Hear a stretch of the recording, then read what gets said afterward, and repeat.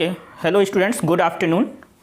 बेटा अभी तक जो हम लोग प्रीवियस लेक्चर में हम लोगों ने बात किया था वो हम लोगों ने ये बात किया था कि किसी भी बीम की डिजाइनिंग कैसे करते हैं। ठीक है, वहाँ पे हम किसी भी प्रॉब्लम को स्पेसिफाई नहीं किए थे। बीम की डिजाइनिंग कैसे करते हैं, मोमेंट ऑफ रेजिस्टेंस कैसे फाइंड आउट करेंगे, लोड कैसे निकालेंगे, इन सारी चीज़ों पे डिस्कशन किए थे। अब एक हम प्रॉब्लम लेते हैं, ठीक है, उस प्रॉब्लम को लगाते हैं और देखते हैं कि कैसे स्टील रेनफोर्समेंट निकाला जाता है।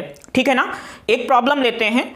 ठीक है, समझिएगा प्रॉब्लम क्या है। कह रहा है कि an RCC beam is required to resist a bending moment. Given है बेटा, जो चीज़ आपकी गिवन है सबसे पहले उस गिवन चीज़ को लिखेंगे। गिवन सबसे पहले नोट डाउन करेंगे जो जो भी चीज़ें गिवन है प्रॉब्लम में। गिवन क्या गिवन है बेटा? Bending moment, bending moment given to resist a bending moment 70 kilo newton metre. जो बेंडिंग मोमेंट है वो 70 किलो न्यूटन मीटर है। Okay, design the beam for the flexure. आपको बीम की डिजाइनिंग करना है फॉर फ्लेक्चर के लिए। And taking B is equal to 0.5, जो बेटा बिथ दिया है 0.5। ओके, यूज M20 कंक्रीट, यानी केवल बी नहीं दिया है, बी और डी का जो रेशियो गिवन है वो दिया है 0.5। टेकिंग यानी यूज, क्या यूज करना है? M20 concrete, M20 concrete and steel कितनी यूज करना है बेटा? And TMT bar. TMT बार का मतलब क्या होता है? TMT थर्मल मैकेनिकल ट्रीटमेंट, जो स्टील बार आती है उसकी बात करते हैं। तो इसका मतलब हो गया, जब TMT बार हो गया तो इसका मतलब हो गया FE415। ओके, तो यहां से बेटा हमको दो चीजें मिली। एक, आपको बीम की डिजाइनिंग करना है जिसका बेंडिंग मोमेंट कितना है? 70 किलो न्यूटन मीटर गिवन है। B/D का रेशियो 0.5 है। यूज M20, इसका मतलब हो गया जो कैरेक्टरिस्टिक्स स्ट्रेंथ FCK है वो कितनी है? 20 न्यूटन पर mm स्क्वायर। यानी उस मटेरियल के लिए जो कैरेक्टरिस्टिक्स स्ट्रेंथ है वो 20 न्यूटन पर mm स्क्वायर गिवन है। और क्या गिवन है बेटा? FE415 TMT बार, इसका मतलब हो गया यील्ड स्ट्रेंथ ऑफ स्टील, यानी FY इज इक्वल टू कितना बेटा? 415 न्यूटन पर mm स्क्वायर। कोई भी प्रॉब्लम हम लगाएंगे तो सबसे पहले उस प्रॉब्लम में जो जो चीज़ें गिवन हैं उन गिवन चीज़ों को हम लोग क्या करते हैं? नोट डाउन करते हैं। तो ये चीज़ें आपकी प्रॉब्लम में गिवन है। अब आपको क्या करना है? बीम की डिजाइन करना है। तो भैया बीम की डिजाइन हम कैसे करेंगे? सबसे पहले तो हमको बी और डी एग्जैक्ट पता चल जाए, उसकी डायमेंशंस पता होने के बाद हमको क्या करना पड़ेगा बेटा? फिर हम स्टील की बात करेंगे कि कितनी हमको यहाँ पे स्टील की जरूरत है, कितने नंबर ऑफ बार्स हमें जरूरत पड़ेगी यहाँ पे। तो आइए स्टेप बाय स्टेप देखते हैं। तो सबसे पहले हम क्या करेंगे बेटा? यहाँ पे आपका बेंडिंग मोमेंट दिया था, that is a not factored bending moment. तो सबसे पहले हम क्या करेंगे? फैक्टर्ड बेंडिंग मोमेंट में इसको कन्वर्ट करेंगे। आइए देखते हैं हम लोग। ये तो आप लोगों ने देख लिया होगा, इसको मैं रफ कर रहा हूँ। ठीक है, ये सारी चीजें जो आपकी प्रॉब्लम में गिवन है वही है। तो अभी हम क्या करेंगे? फैक्टर्ड बेंडिंग मोमेंट की बात करेंगे। बेंडिंग मोमेंट आपका गिवन है 70 किलो न्यूटन मीटर। तो फैक्टर्ड बेंडिंग मोमेंट, इसको बोला जाता है design or factored bending moment. Okay, design or factored bending moment. आपको प्रीवियस लेक्चर में बताया भी मैंने था कि जो भी हमारा लोड या मोमेंट गिवन होगा उसको फैक्टर में कन्वर्ट करने के लिए हम लोग क्या करते हैं? लोड फैक्टर से हम लोग मल्टीप्लाई कर देते हैं। तो इसको हम बेटा 1.5 से क्या करेंगे? मल्टीप्लाई कर देंगे। दैट इज हो जाएगा MU is equal to gamma F into bending moment, जो आपका गिवन है। Gamma F 1.5 into bending moment कितना है बेटा? 70 किलो न्यूटन मीटर आपकी प्रॉब्लम में गिवन है। तो वहां से जो हमारा आ जाएगा बेटा MU इज इक्वल टू क्या हो जाएगा? 1.5 into 70, that is 105 into 10⁶ newton mm। Okay, कोई प्रॉब्लम नहीं होना चाहिए। तो यहां से हम लोगों को क्या मिल जाएगा भैया? यहां से हम लोगों को बेटा MU की वैल्यू मिल जाएगी। किसी को कोई डाउट तो नहीं ना यहाँ पे? mu की वैल्यू मिल जाएगी। अब जब mu मिल गया तो इसके बाद बेटा जो नेक्स्ट स्टेप आएगा, अब हम देखेंगे कि हमारी बीम को कितनी डेप्थ की रिक्वायरमेंट है। तो नेक्स्ट हो जाएगा effective depth required, effective depth required, okay, effective depth required कि कितनी इफेक्टिव डेप्थ रिक्वायर्ड है। तो आपको पता होगा कि इफेक्टिव डेप्थ रिक्वायर्ड करने के लिए हमने क्या बताया था कि सेक्शन जो होता है हमेशा हमको बैलेंस सेक्शन डिजाइन करना होता है। तो इसके लिए एक आपको मैंने फार्मूला बताया था कि D required is equal to square root of M U upon R U into B, okay. तो वहां से भी निकाल सकते हैं। तो सबसे पहले हमको आर यू की वैल्यू फाइंड आउट करना पड़ेगा। तो आर यू की वैल्यू हम लोग कैसे फाइंड आउट करेंगे, ओके। तो सबसे पहले हम लोग बेटा आर यू की वैल्यू फाइंड आउट कर लेते हैं। तो R U is equal to हमारा फार्मूला होता है 0.36, ओके। आप फार्मूला कहाँ से लिया गया, मैंने आपको प्रूव भी कराया है, और ये फार्मूला आपके IS कोड में भी गिवन है। IS 456 2000 में भी ये फार्मूला गिवन है। तो वहाँ से R U is equal to हमारा हो जाता है R U is equal to F.36 FC के XU max by D under bracket 1 minus 0.42 XU max by D, okay. ये बेटा हम IS कोड से ले लिए, डेराइव भी करा दिए हैं आपको कि कहाँ से हमारा आया फार्मूला। अब देखिए बेटा, तो एक चीज यहाँ पे अननोन है, यहाँ पे आप लोगों को XU max बाई डी की वैल्यू नहीं पता है, ओके। किसकी वैल्यू नहीं पता है बेटा, XU max बाई डी की। तो ये जो XU max बाई डी है ये हमारा डिपेंड करता है कि कौन सी ग्रेड की कंक्रीट यूज कर रहे हैं, ओके, और कौन सी ग्रेड की स्टील यूज कर रहे हैं। तो यहाँ से जो हमारी स्टील की ग्रेड होती है जो FY होता है, तो basically XU max by D FY पे डिपेंड होता है। तो अकॉर्डिंग टू IS 456, ओके, जो IS 456 है, IS 456 में बेटा पेज नंबर 70 पे, ओके, पेज नंबर 70 पे आपकी वैल्यू गिवन है किसकी, XU max बाई डी। तो यहाँ पे आप M20 यूज कर रहे हैं, तो for M20 FE 415 XU max by D, XU max by D, XU max by D बेटा हमारा कितना हो जाएगा, IS कोड में गिवन है ये 0.48 हो जाएगा, ओके। तो यहां तक समझ में आ गया। हमने क्या किया, आर यू की वैल्यू फाइंड आउट किया। आर यू की वैल्यू फाइंड आउट करने के लिए सब कुछ आपके पास था, FCK भी था, ठीक है, XU max बाई डी नहीं था। तो हमने सबसे पहले XU max by D find out करने की कोशिश करेंगे। जब हमको XU max बाई डी मिल गया, ओके, जैसे बेटा आपको XU max बाई डी मिल जाएगा, तुरंत हम क्या करेंगे, जो आपका आर यू वाला है, आर यू में हम इसकी वैल्यू पुट कर देंगे।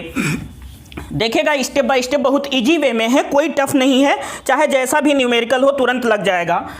तो R U is equal to 0.36 FCK XU max by D under bracket 1 minus 0.42 XU max by D, okay.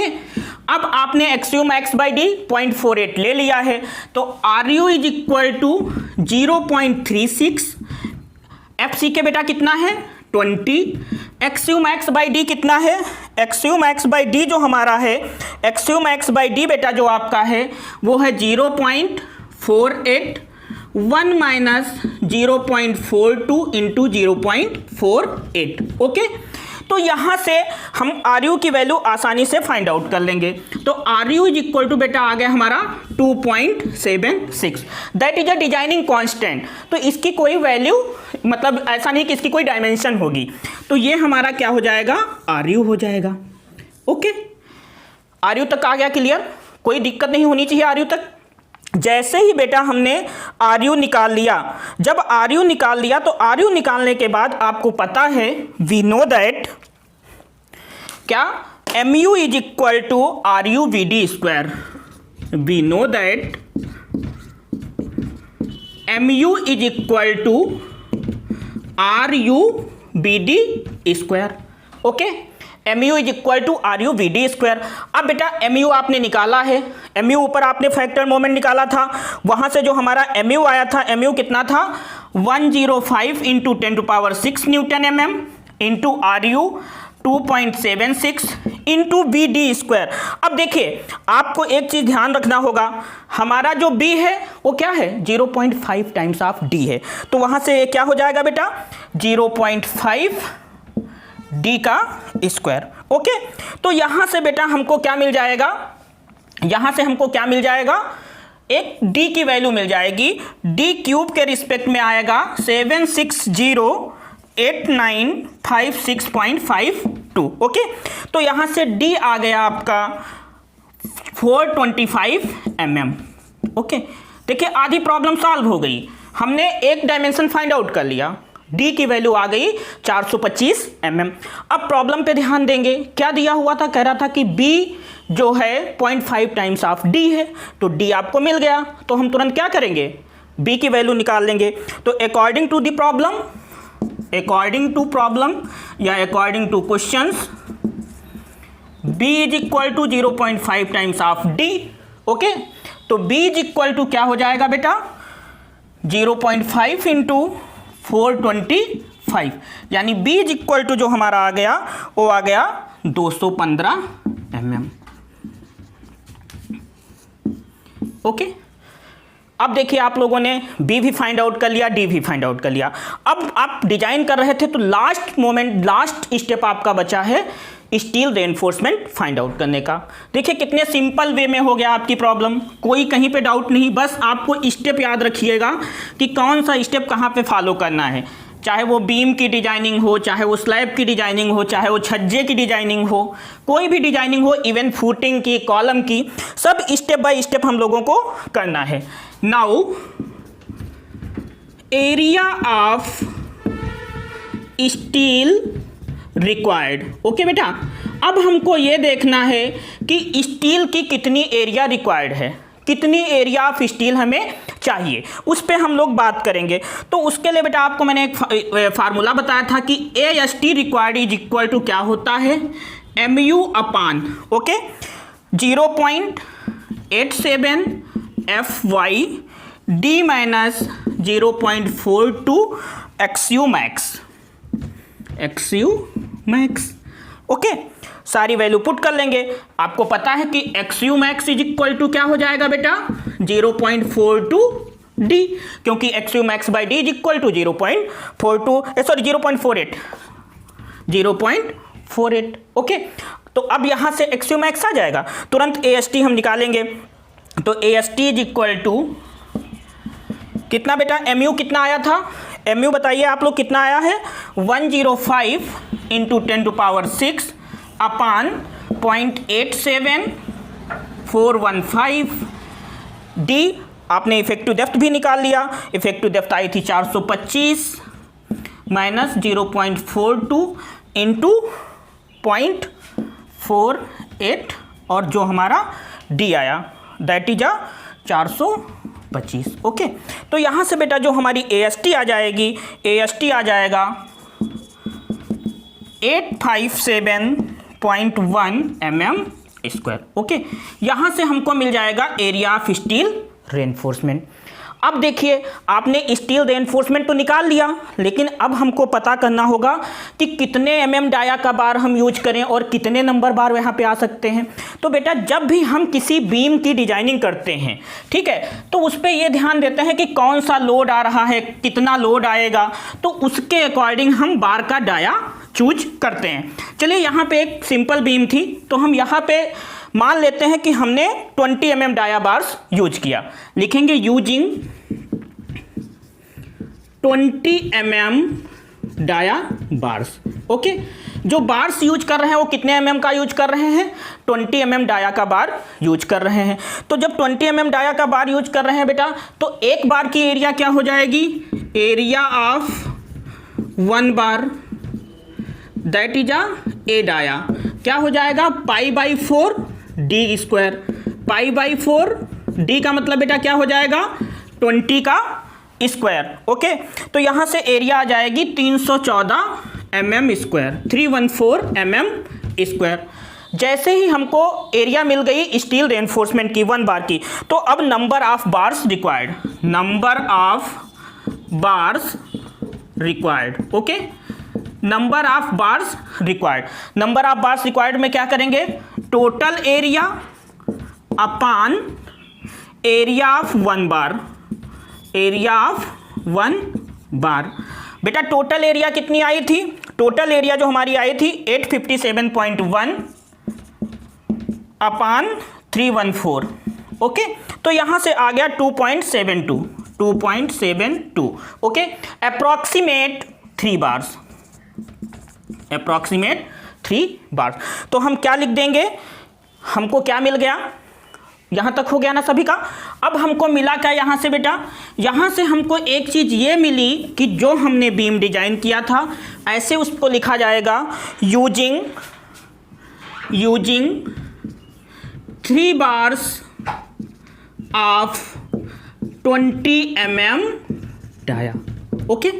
तुरंत हम इसकी डायमेंशंस दिखा देंगे। कैसे डायमेंशंस दिखाए जाएंगे बेटा, एक आप बीम ड्रा करिए,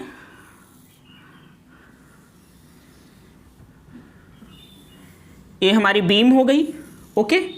ये बेटा क्या है, इसकी विड्थ है, ठीक है। ये हमारी ओवरऑल डेप्थ होती है अपर फाइबर से, और बॉटम फाइबर की जो डेप्थ होती है उसको ओवरऑल डेप्थ के नाम से जाना जाता है। बट आपको लेना कहाँ से डेप्थ है बेटा, हमको जो डेप्थ फाइंड आउट करना है उस सेंटर ऑफ बार से ले आ जाता है, वो हमारी इफेक्टिव। आपने 3 बार लिया तो 1 बार ये हो गया, 2 बार और 3 बार, ये क्या हो गया बेटा 3